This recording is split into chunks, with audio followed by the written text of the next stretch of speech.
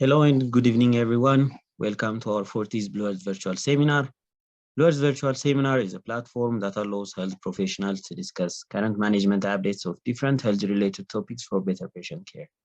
And this platform is brought to you by Blue Earth Ethiopia, a medical consultancy company founded by medical doctors and a computer engineer. And we aim to be an influential healthcare leader in skilled community, in creating a skilled community through easily accessible knowledge in preventive medicine. And we also have an announcement that we have made an agreement with HBG. So I think Avik will tell us more about the partnership and everything a little later. So to give you a background on me, I'm Adam Getachew. I'm a co-founder and CTO at Blur Ethiopia, and it's a pleasure to have Dr. Divya Bansal here with us to give us a presentation on the bone marrow transplantation for acute lymphoblastic leukemia, relapse surgeries.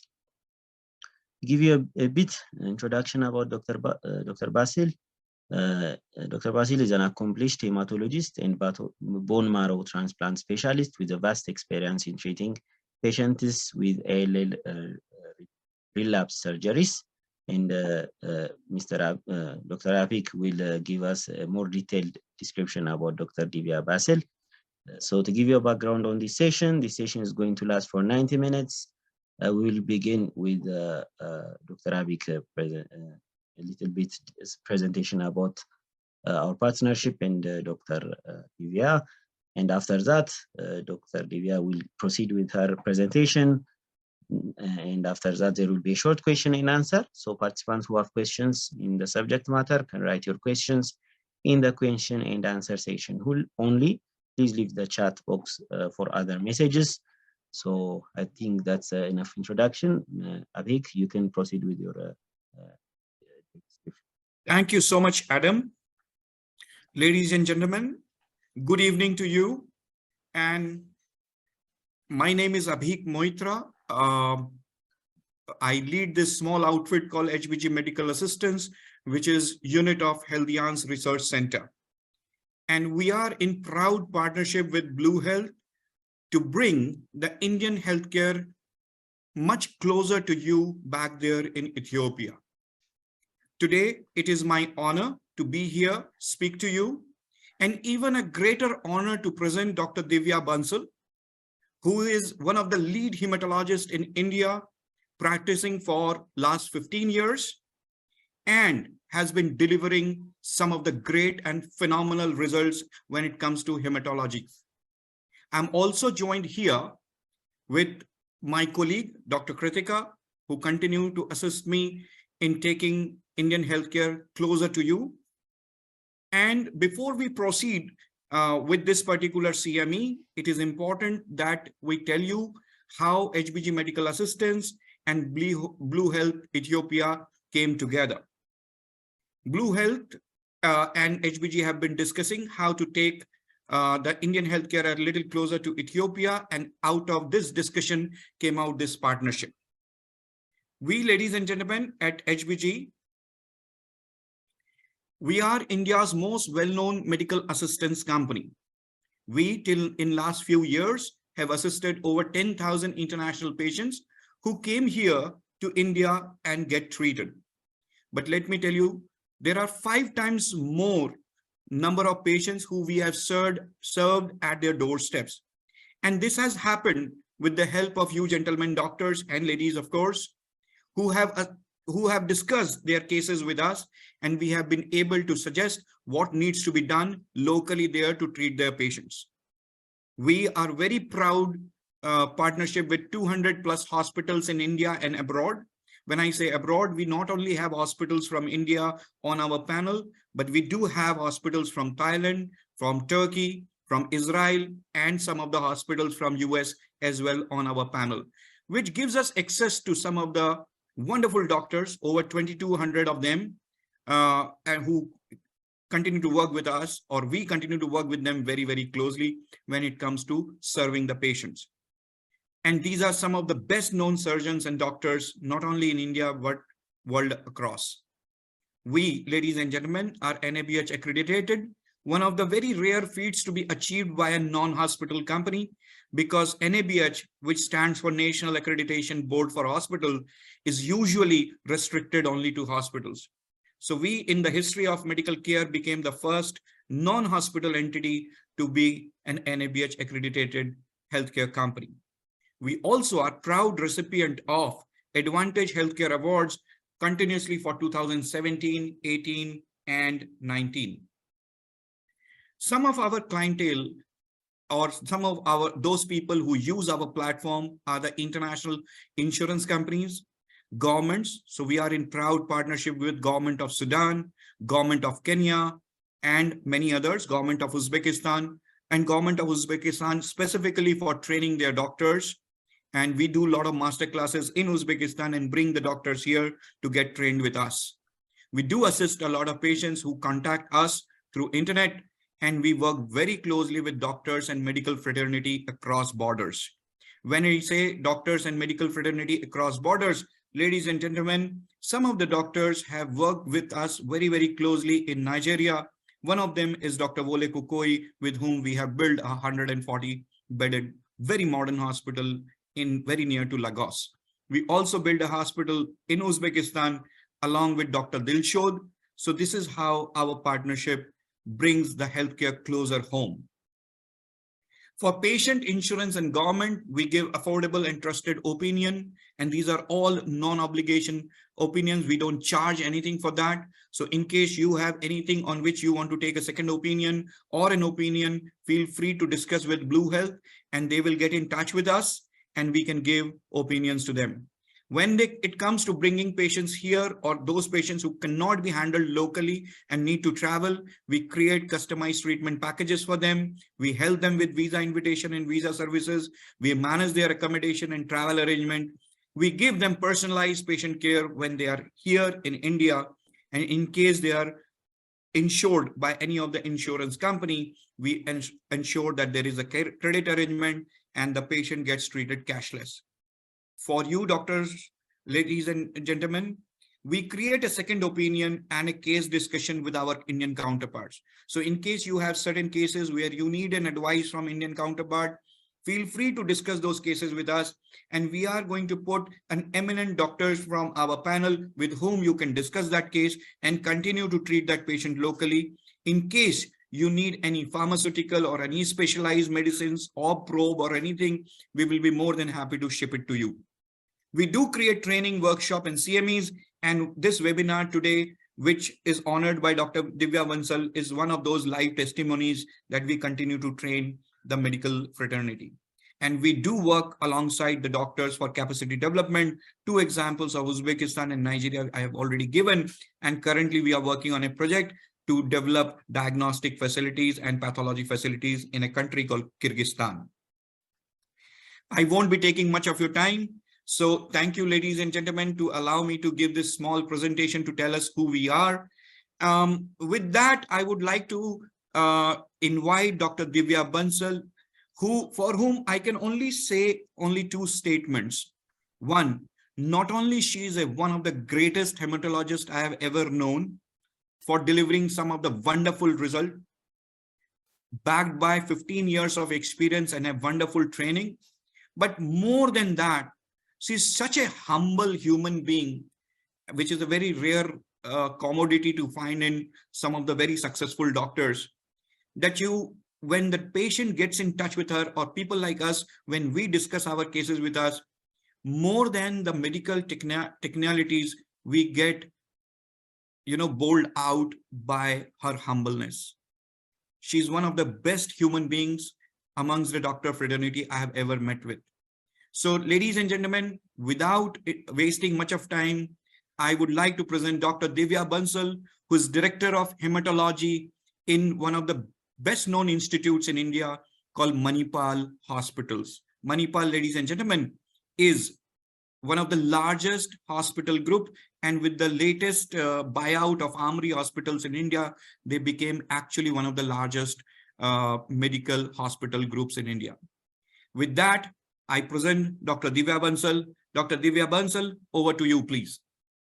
Thank you, Abhik. I'm really humbled with the introduction you've given me, because more than being a doctor, if I be a humble human being, it gives me a more pride to now say that it is really humbling, and I'm really honored to address all of you, because uh, as Asians or as Indians, we feel so close to countries in Africa and people from Africa, that doing something for them and meeting them, talking to them, maybe even virtually, is a great honor first. And thank you everyone for giving me this opportunity to talk to you and share my views about the disease I treat day in and day out, that is acute lymphoblastic leukemia.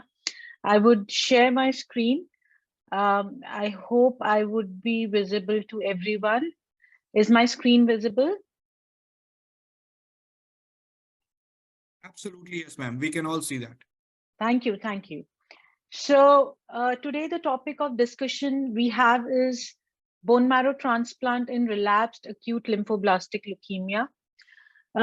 We all know acute lymphoblastic leukemia is basically clonal expansion or malignant transformation and proliferation of lymphoid progenitor cells in bone marrow, blood, and extramedullary sites.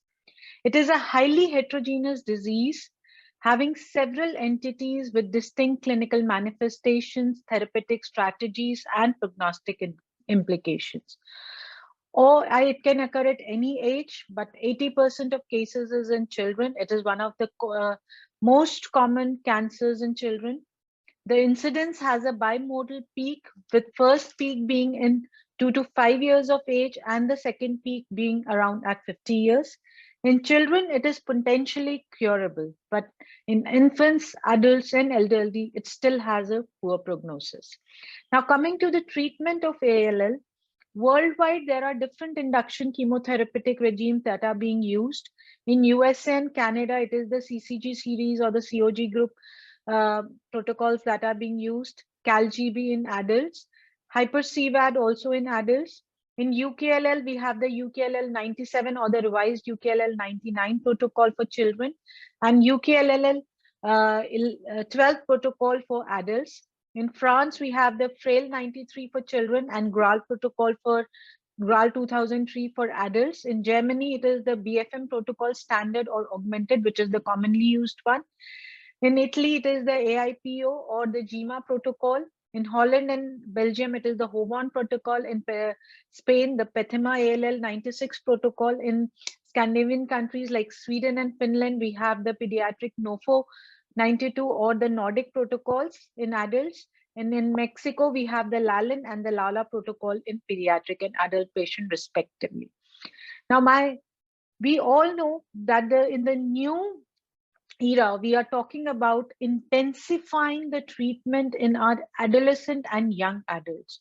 Earlier, the patients who were more than 12 years or 15 years, they were considered in more towards the adult side, and they were given less intensified protocols. But now the thought is that patients who are given pediatric intensified protocols in adults up to age of 40 years, they are associated with superior response rate. Recent incorporation of novel and targeted therapies like TKIs, nelarabine, or rituximab based on pH positivity or T cell ALL or CD22 20 positivity has further improved the response rates and general outcomes of these patients. Now, my first question to the audience would be, what is the commonly used treatment protocols for ALL at your center? You can post your answers in the chat box. In the meanwhile, I would talk about the commonly used protocol that we use in India. In India, the commonly used protocol are we generally used BFM protocols, UKLL protocols. In adults, we use GRAL protocol or GMAL protocols. Now coming to the HSCT in ALL patients, hematopoietic stem cell transplantation or known as bone marrow transplantation or known as stem cell transplantation is a highly effective treatment for acute lymphoid leukemia, giving chance for both acute and long-term. Given both acute and long-term complication, it is usually reserved for patients who have high-risk features in first complete remission or who have a refractory or a relapsed disease. With the emergence of highly effective immunotherapy, immune cellular effective therapy such as CAR T cell therapy, the timing and even the role of HSCT is changing in the treatment of patients of ALL. American Society of Transplantation and Cellular Therapy and ESBMT have produced expert-guided consensus document outlining recommendation of HSCT in both adults and pediatric patients.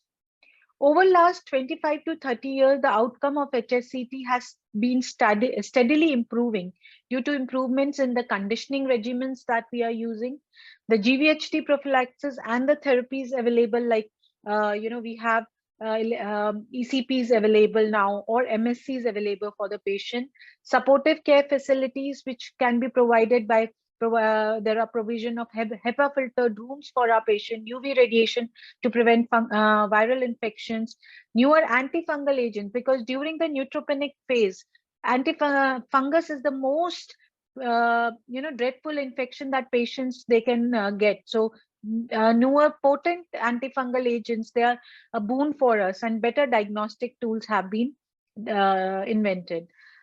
Also, there have been novel and targeted therapies like TKI into conventional therapeutic regime, donor selection by improvement of HLA typing methods. Now we have the NGS methods and very highly technical methods which give us very extended HLA typing of our patient. We were used to start with 5 antigen. Now we have gone to allele level and even further, and increased use of matched unrelated donor transplant.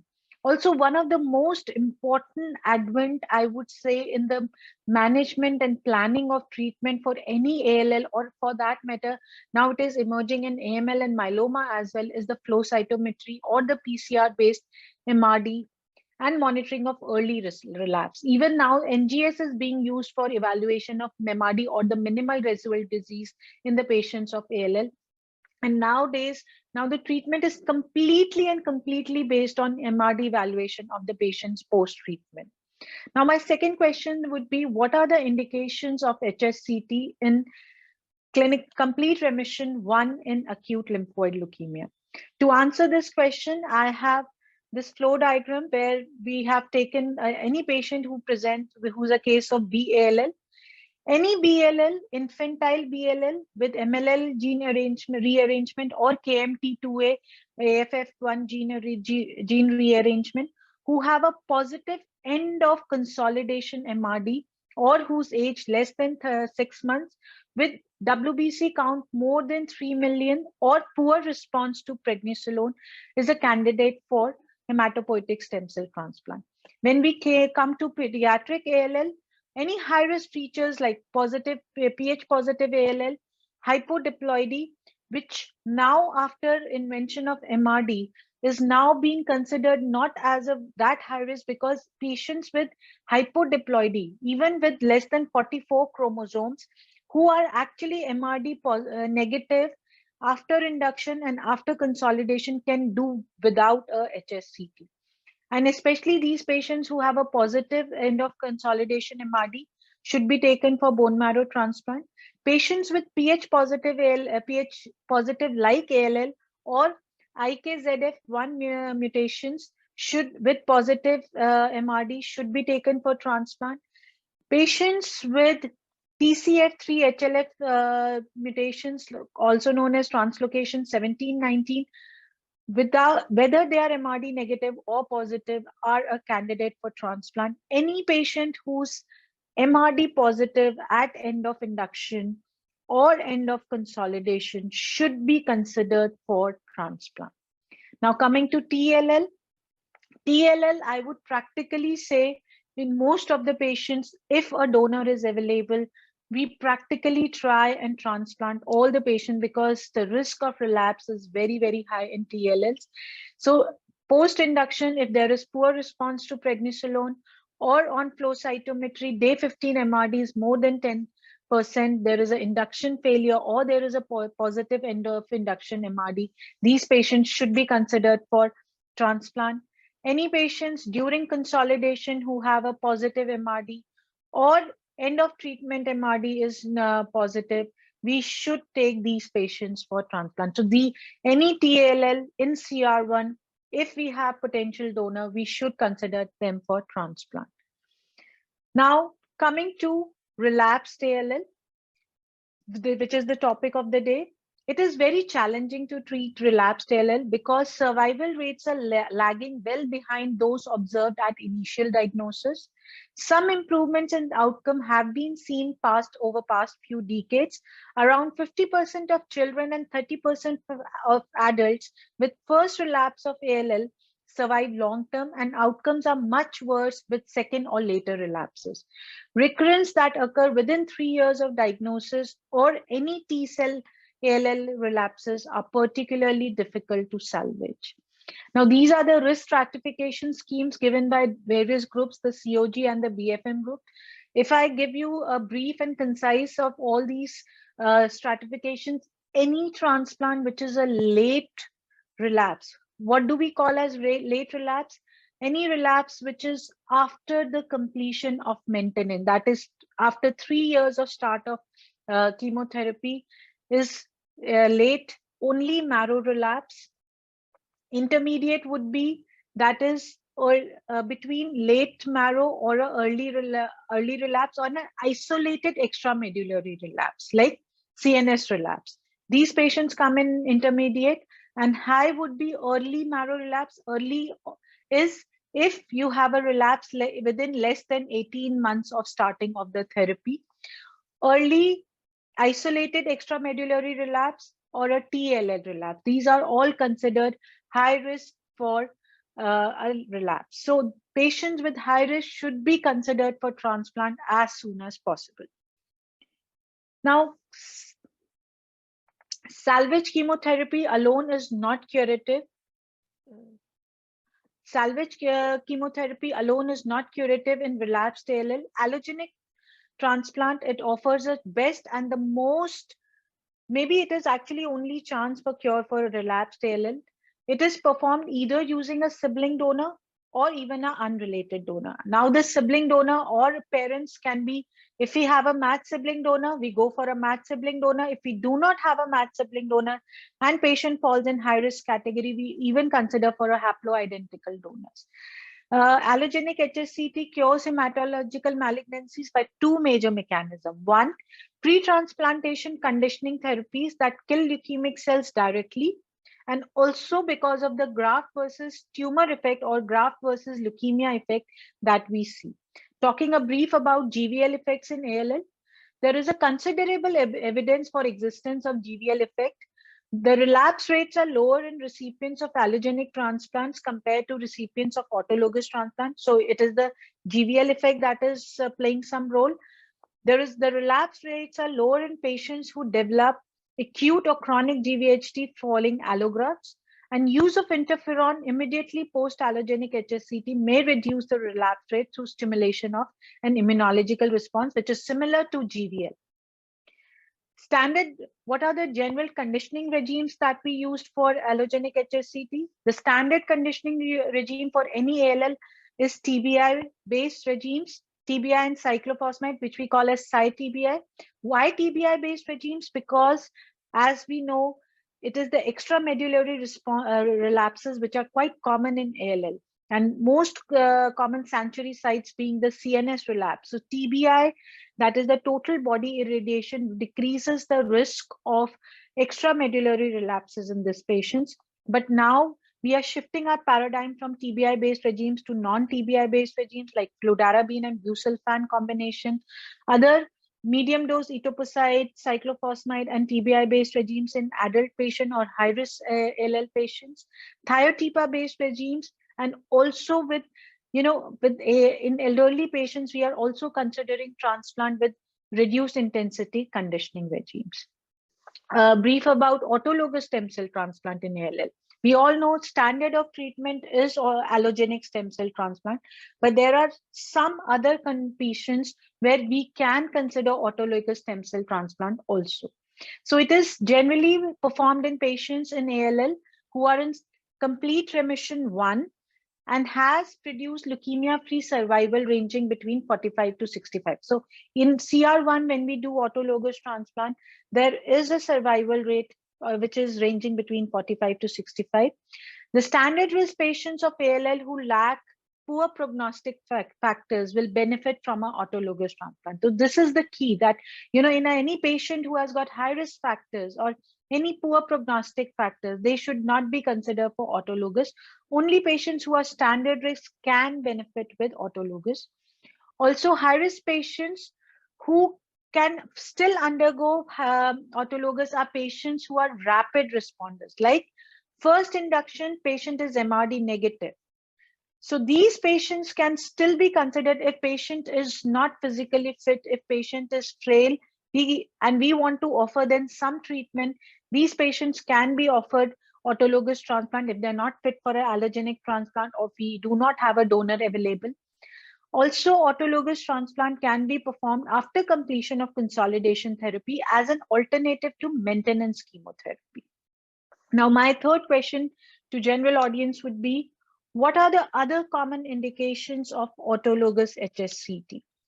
So in India, we do autologous HSCT most commonly for lymphomas, for myelomas, and also for many autoimmune disorders like multiple sclerosis, scleroderma, etc. Now, a focus on haploidentical transplant. From 10 years back, where haploidentical transplant was not considered an option, I would say in today's state, haploidentical transplants are actually a standard of treatment. And I would not be wrong if I say that the outcome of patients with matched related donor, matched unrelated donor, and haploidentical transplant is almost getting similar. Rather, there are some added advantages of doing haploidentical transplant in very high risk patients because the GVL effect that haploidentical transplant has is much more than a matched related donor transplant. This is readily available because every patient will have a haploidentical match in their parents or even in their siblings. So you always have a donor available for haploidentical transplant, and it is now becoming an acceptable alternative to other donors sources of stem cell like cord blood stem cells, which are more difficult to engraft. The amount is low for adults. They are only suitable for a very small child. The main obstacle to success is graft failure, intractable GVHD, decreased GVL effects, sometimes because of the graft failure or incomplete penetration of the graft and delayed immune reconstitution. But there have been a lot of modifications that have undergone for last 10 years. Now we have remarkable conditioning therapies which led us to myeloablate, and even RIC regimes are now being available for haploidentical transplant. Earlier, most of the transplants were requiring TBI. So centers which did not have a irradiation facilities were not able to do, but now we have regimes we do not require TBI. Post-transplant immunosuppression. The major breakthrough in the haploidentical transplant has been post-transplant cyclophosphamide, which is a very, very effective way of GVHD prophylaxis, graft manipulation in form of, T cell depletion. Even now we do alpha beta T cell depletion, where we preserve the function of T cells in helping us to engraft the graft, but removing their effect on GVHD or CD34 positive stem cell selection. So these things, they decrease the risk of GVHD. So by doing the CD3, CD19 depletion, we reduce the GVHD. By doing the Kirby haplotype donor, confer a rapid NK cell proliferation and resulting in lower relapse rate, because it has been found that it is the NK cell proliferation which is the most important to prevent relapses and for the GVL effect. And infusing a very high dose of CD34. The standard CD34 dose in any matched sibling related donor is around 3 to 4 or even 5, but here we go up to 8, 9, or even 10 sometimes. Now, coming to some case scenarios in discussion of relapsed bone marrow transplantation in relapsed ALL. So here I have a 10-year-old girl who was diagnosed as BALL 20 months ago. And now she has an isolated marrow relapse during the maintenance therapy. What should be the reinduction regime that I should use in this patient? And should this patient undergo transplant in CR2? So answering these questions, my question would be, what are the common reinduction protocols used in your center? So most of these protocols are the most commonly used reinduction protocol. In our center, we generally use the ALL-RES BFM 2002 protocols, which are very effective in pediatric patient, and in adult patient, we use hyper-CVAT commonly as the reinduction protocol. Now, in CR2, and now coming to HSCT in CR2, if a donor is readily available, we should consider transplant after cycle 1, and once she's MRD negative. Survival following transplant is similar with haploidentical, unrelated, or a matched sibling. So we should go for best available donor, not waiting to find donor in sibling, or we can always go for haploidentical donor if it is readily available. In patients who are MRD positive before HSCT, the outcomes are inferior. So we should have all strategies to bring down MRD to negative, less than 0.01% in any patient before we take them for transplant. Now, coming to our second case, this is a 15-year-old boy who has now relapsed after 3.5 years. Okay, he has completed his treatment, and after 6 months of completion of treatment, this child has relapsed. He had an isolated marrow relapse after completion of maintenance therapy. Now, my question would be, how the treatment approach would be different in this patient from the previous patient? The key point here is that the relapse is a late relapse. So time from diagnosis to relapse is highly prognostic. Any relapse less than 18 months is generally considered very early. 18 months to 3 years is early, and any relapse after 3 years is considered late. HSCT is often used in patients with late marrow relapse with poor MRD response after first reinduction therapy. In patients who have a good response, that is, they are MRD negative after reinduction therapy, they can do away with transplants and can do good on chemotherapy only. And with advent of novel therapies in management of ALL, like nelarabine, which is a purine analog used in T-cell ALL, or blinatumab, which is a BiTE monoclonal antibody, bispecific T-cell engager, which has which is specific for CD19, so can be used in B-cell ALL. We have the chimeric antigen receptor CAR T cells, which is actually the breakthrough in the management of cancers. Now we have CAR T cells. The most commonly used CAR T cells today are for ALL, but we have CAR T cells coming in for myeloma, AML, etc. They are the antigen, they have an extracellular antigen recognition domain linked to an intracellular signaling domain. A patient's own T cell may be genetically modified to express an artificial T cell receptor termed as CAR, designed to be specific to be tumor associated antigen. So basically what we are doing is we are taking patients' own T cell, genetically engineering them and making them specific for the tumor and making their own immune system help killing the tumor cells.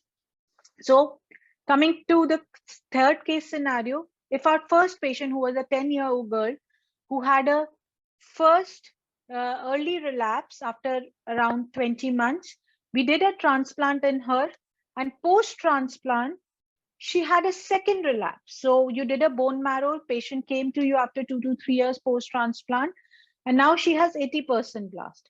So what should be my therapy next in this patient? And what should be used for definitive therapy? Now, ALL that relapse post-transplant, they have a very poor outcome. Long-term survival, even after best of treatment, is still quite dismal. It is around 25 to 30%. The time between the stem cell transplant and relapse is quite prognostic.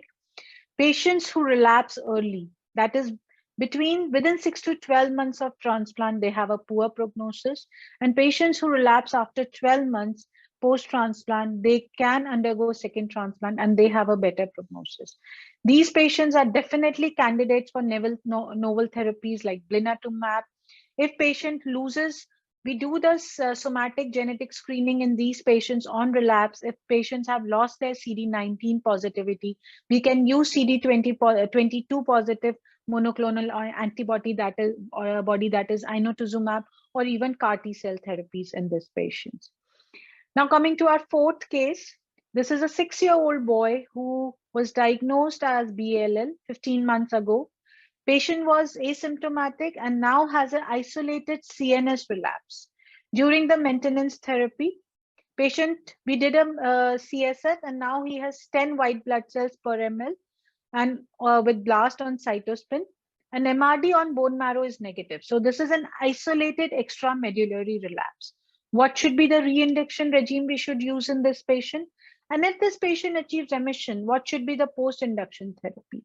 Should this patient undergo stem cell transplant in CR2? So before we come to these questions, my question are, what are the other sites of extramedullary relapse in patients with ALL?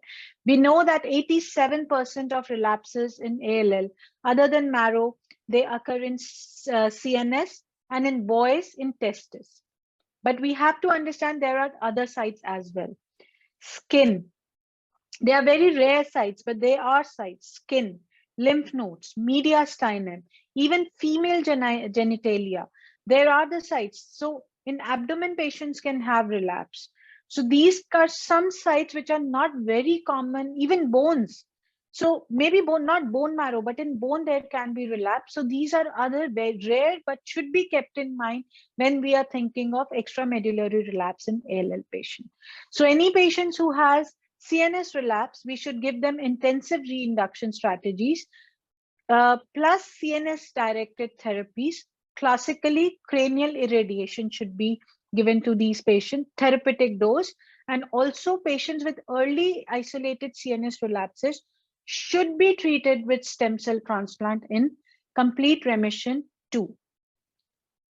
Now, in this slide, I have in brief and in concise manner try to discuss how we approach a patient of relapsed ALL. If it is a B cell relapse, BALL which has relapsed, it is an isolated marrow relapse, we give them a reinduction. We generally use a 4-drug reinduction. If patient has a MRD positivity, we should think of novel therapies like blinatumomab, 1 to 2 cycles. If patient achieves MRD negativity, we should do a transplant in these patients.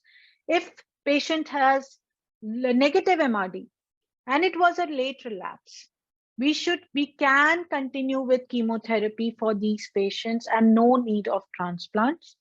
If it is an isolated CNS relapse, we go for 4-drug reinduction. If it is an early relapse or late relapse with MRD positivity, we give them 2 to 3 cycles of reinduction.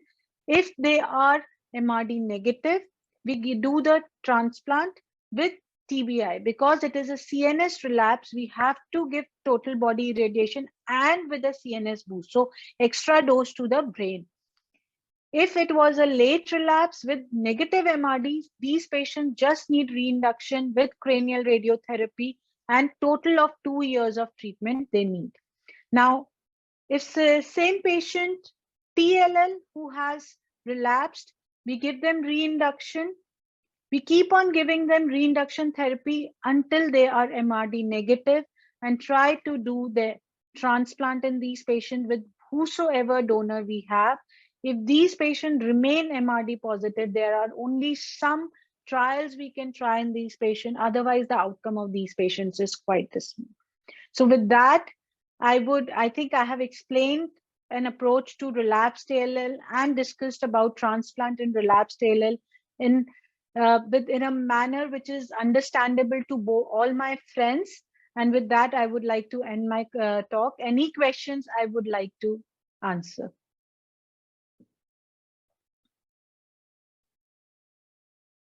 Dr. Divya, there are 2 questions that have been asked in the question and answer.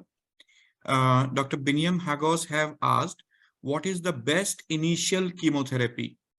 And the second part of his first question is maintenance chemotherapy effective? What is the best treatment strategy in children and in adults?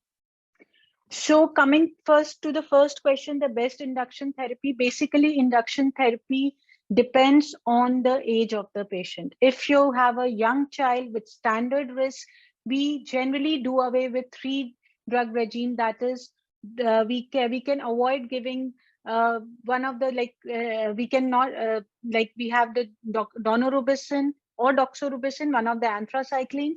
We have the vincristine, we have the prednisolone, and we have the asparaginase, which form the backbone of the induction therapy. The best would be giving all the 4 drugs in the induction, but in pediatric patients, we are trying to get away with one of these and having less toxicity, because we have seen by giving less therapy also we can get good results. So, but still the standard regime remains 4 drug therapy along with IT methotrexate as CNS prophylaxis in these patients. So this remains the best induction therapy. And the second question was, is maintenance therapy effective? Of course, maintenance therapy is effective and it is very, very important. Though in the newer protocols, the duration has been shortened. In previous protocols, it was for much longer time and it was much more intensive. We now use maintenance chemotherapy by giving patients our oral methotrexate and 6-MP. Most of the protocols have do not talk about giving vincristine or IT methotrexate, but we still practice giving IT methotrexate and 3 monthly and vincristine and dexa shot every 9 week and 10 of each cycle.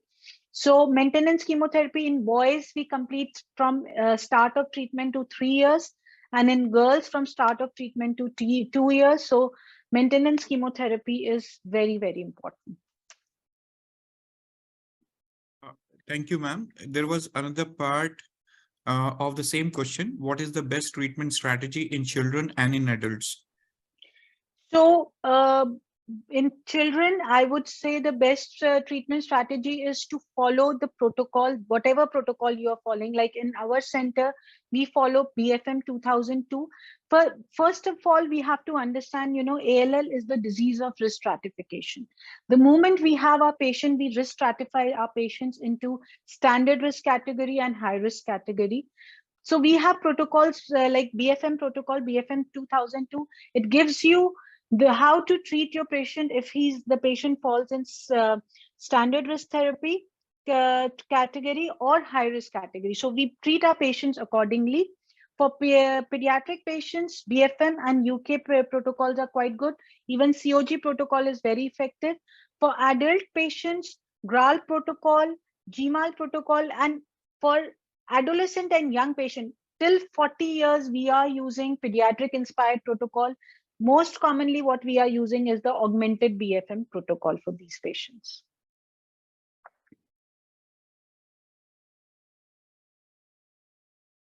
Any other question? Yes, ma'am. There are a few more. Another one from Dr. Hagos is, in your view, what is the role of intrathecal CNS-directed therapy in preventive relapses? So the role of intrathecal therapy is very crucial in preventing the relapses, especially now. We are moving from a time where the cranial irradiation used to be the standard of therapy, where we are now shifting from repeated intracranial methotrexates along with Capezi regime. What is Capezi regime? We give the escalating dose of methotrexate to these patients, along with throughout the protocol, we have the distribution of intrathecal methotrexate. So around in each protocol, we have around 16 times that we do CSF and we give them intrathecal methotrexate. Anytime we know that our patient is a high risk for CNS, like T-cell lymphomas or patients who were CNS2 to begin with, we give them triple intrathecal.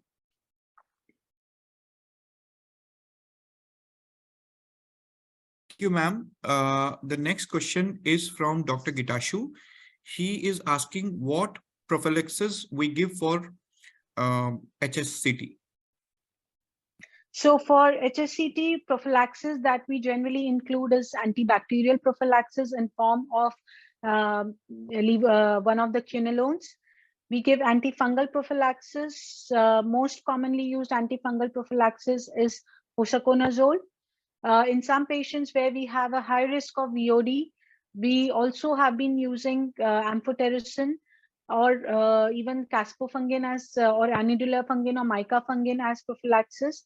In the initial part of transplant, we give them Septron, and also after day 35, we start them as PCP prophylaxis with Bactrim or Septron as trimethoprim sulfamethoxyl combination. The acyclovir or valacyclovir is being used as antiviral prophylaxis against HSV. Thank you, ma'am. Dr. Gitashu continues to ask his next part of the question as, from where do we get pluripotent cell? So, sir, the pluripotent cell, or I think we are talking about hematopoietic stem cells. The main sources of hematopoietic stem cells in a patient would be from peripheral blood, where we give them, which could be GCSF can be used for the mobilization of cells. So we use them the granulocyte colony stimulating factors, which help them to bring the stem cells from the bone marrow to peripheral blood, and we can collect these stem cells from peripheral blood. We can also take them directly from the bone marrow, where we do bone marrow aspirations and collect the stem cells in these patients. And the third source of stem cell would be the umbilical cord. He carries on with another question saying, what complications do we anticipate after hematopoietic bone marrow transplantation? So the first complication that we encounter in any patient with stem cell transplant or bone marrow transplant is graft failure. In related donor graft transplant, graft failure is very risk of primary graft failure. That is, the patient never engrafts from the donor cells, is quite rare, but it is quite common in unrelated donor and more common in haploidentical. That is why we give them a higher cell dose. The second complication are risk of infection, because these patients are quite neutropenic for prolonged period of time, so they can get any infection. Mucositis, because of the chemotherapy agents that we use in these patients. VOD, the veno-occlusive disease can be done because of the prior chemo these patients have received, lead to inflammation of the vessels of the liver, and during transplant these patients can develop veno-occlusive disease. If we are doing an allogenic transplant, graft versus host disease is another dreadful complication. We do need, it is a double-edged sword. We need graft versus host disease because graft versus host disease also confers GVL effect, but also it is a life-threatening if we have grade 3 or grade 4 of it. Viral reactivations post-transplant is very common because these patients are on prolonged immunosuppression. So there is a very common, commonly these patients have CMV or EBV or adenoviral reactivation, or even haploidentical, we have BK virus or reactivation. So we have to keep a check on viral reactivation and treat them. So these are the common complications that we see. Thank you so much, ma'am. I hope you're not tired. There are a few more questions. Should I carry on? No worries. Please do, please do. Okay.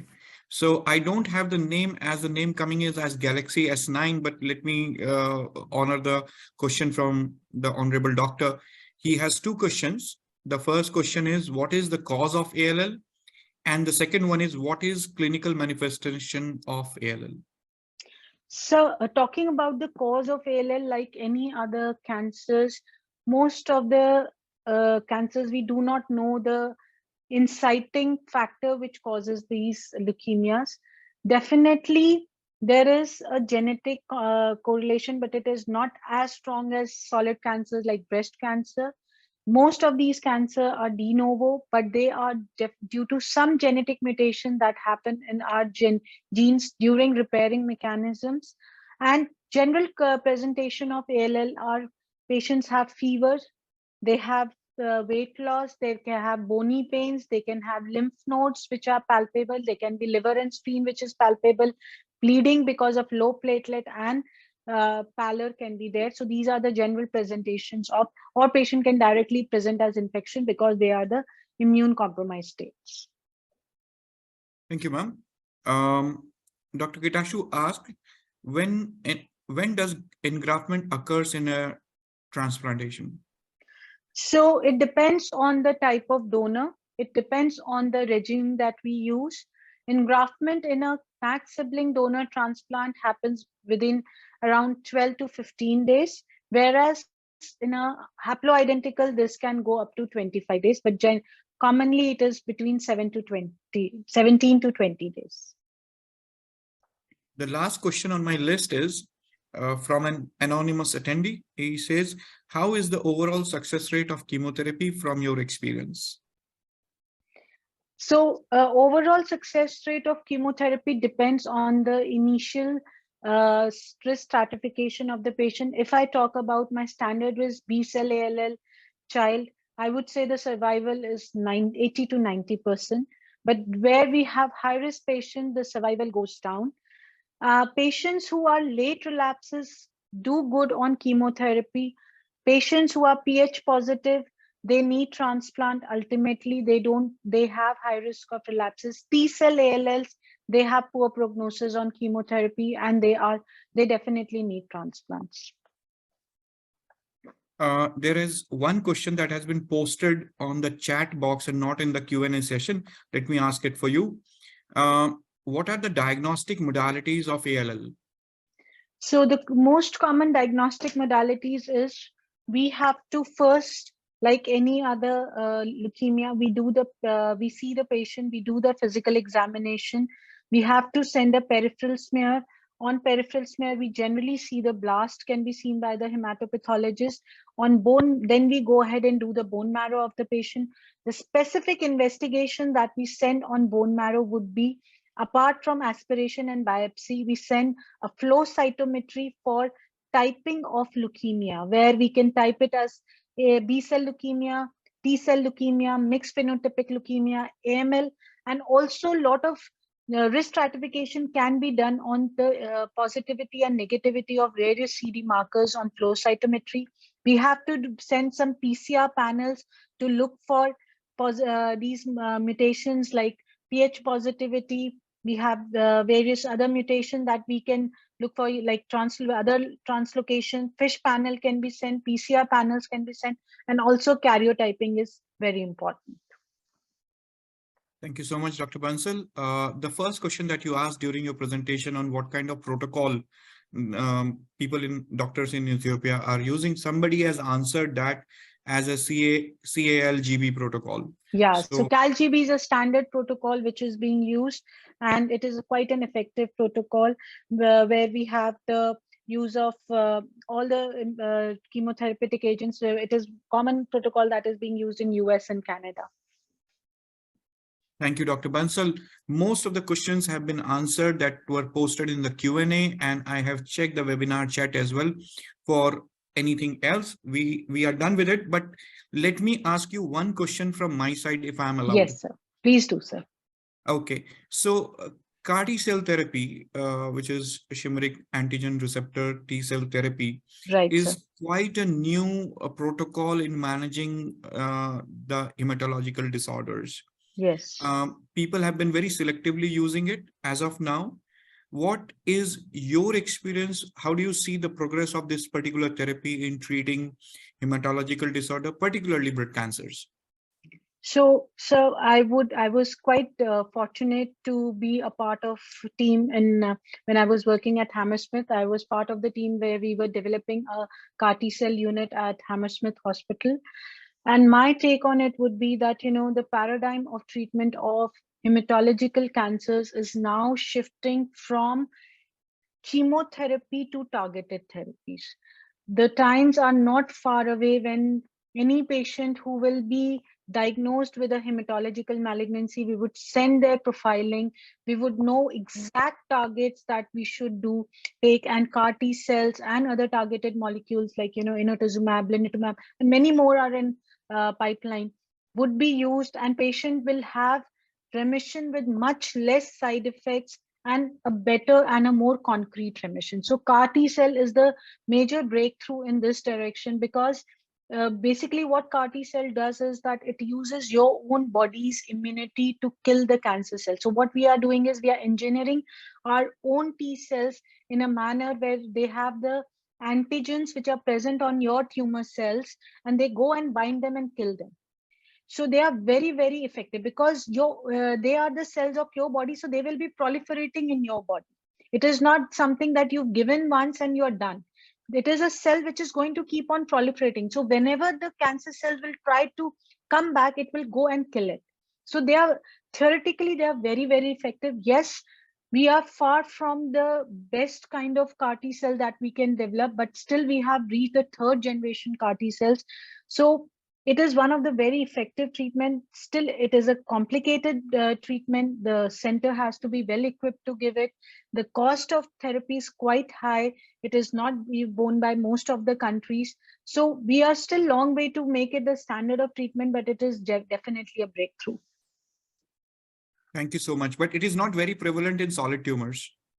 So now, as I mentioned in my presentation also, though it currently it is this most commonly used as an ALL, it is being developed for myelomas, lymphomas, and also for solid cancers, because there are companies which are coming up for CAR T cells for solid cancers as well. Because now we have the targets which are being identified for in these patients.